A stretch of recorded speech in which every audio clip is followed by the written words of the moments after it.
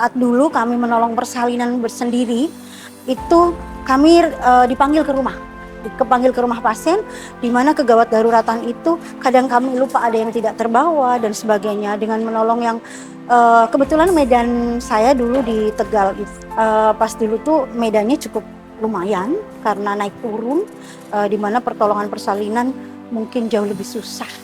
Jadi saya hanya sendiri, yang akhirnya banyak pertolongan persalinannya di rumah, tapi ya itu kalau ada perdarahan, ada kasus kegawatan, kami lebih lama lagi menolong. Cerita bidan tentang penanganan persalinan hanyalah potret kecil dari tantangan besar yang masih kita hadapi. Faktanya, angka kematian ibu dan bayi di Indonesia masih tinggi. Di Provinsi Jawa Tengah contohnya, Kabupaten Brebes merupakan salah satu wilayah yang tinggi angka kematian ibu dan bayi. Setiap kasus bukan sekadar angka. Di baliknya ada kisah kehilangan. Seorang ibu yang tak sempat menimang buah hatinya. Seorang bayi yang tak sempat merasakan pelukan hangat sang ibu.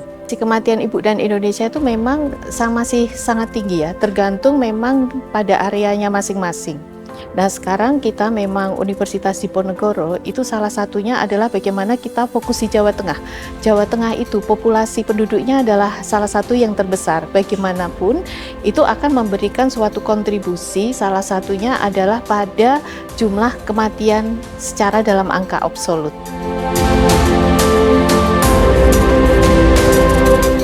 Di tengah tantangan ini, Program Studi Obstetri dan Ginekologi Fakultas Kedokteran Universitas Diponegoro menyelenggarakan pelatihan kegawat daruratan obstetri atau persalinan untuk para tenaga kesehatan puskesmas di Kabupaten Brebes. Pelatihan ini menjadi harapan baru. Tak hanya berisi teori, tapi juga praktek di lapangan, simulasi, dan penekanan pada kerjasama tim. Pelatihan menggunakan model manajemen sumber daya tim disebut dengan Team STEP, Team Strategies and Tools to Enhance Performance and Patient Safety. Undip menggandeng profesor dari Liverpool School of Tropical Medicine, Inggris, untuk mensupervisi langsung pelatihan agar berjalan sesuai standar internasional. Nakes di sini yang utama adalah mereka bisa melakukan mengidentifikasi suatu masalah deteksi dini, faktor risiko, mereka bisa mengetahui oh ini berpotensi untuk menjadi gawat darurat gitu. Yang kedua adalah mereka bisa melakukan diagnosis secara cepat, tepat, terus kemudian bisa melakukan penanganan, baik itu penanganan awal, penanganan dalam kerjasama tim, yang terakhir adalah penanganan di dalam suatu rujukan yang komprehensif, karena harapan kita di dalam pelatihan itu bukan hanya mencetak seorang tenaga ahli per individu yang menjadi Superman, tetapi bagaimana dia bisa menjadi suatu super tim yang bisa bekerja dengan baik, dan yang lain-lain ya adalah sistem kesehatan di daerah itu yang menunjang yang sebagai suatu super sistem di dalam hal ini.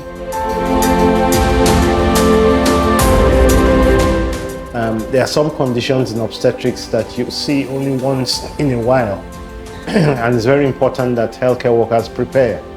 And by regular training, conducting emergency drill, it tests how prepared they are, their knowledge, their skills, the system.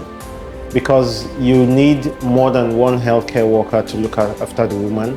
You need drugs, medications, you need transportation, you need good communication. So all of this comes together to provide good quality care. So training is very important. Peserta pelatihan bukan hanya dokter umum, tetapi juga bidan dari berbagai level dan sopir ambulans. Semua dipandang penting karena keselamatan ibu dan bayi ditentukan oleh kekompakan tim.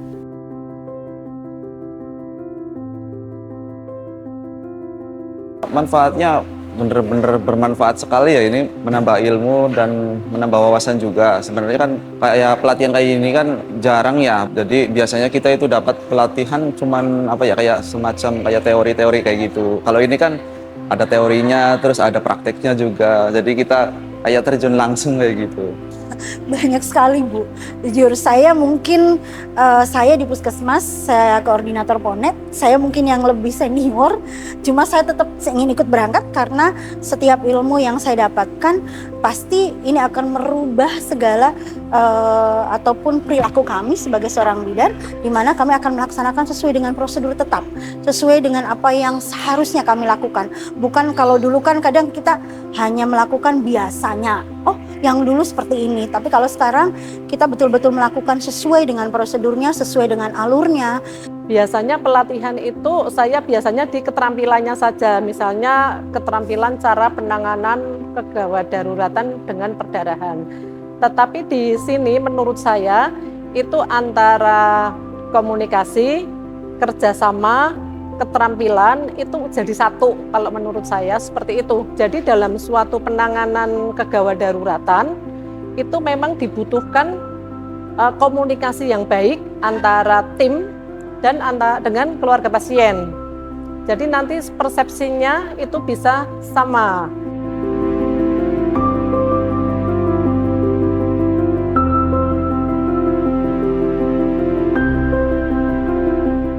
Pelatihan bukan sekedar menambah keterampilan, tetapi memberi semangat baru, membuka jalan menuju pelayanan yang lebih sigap, lebih terukur, dan penuh harapan.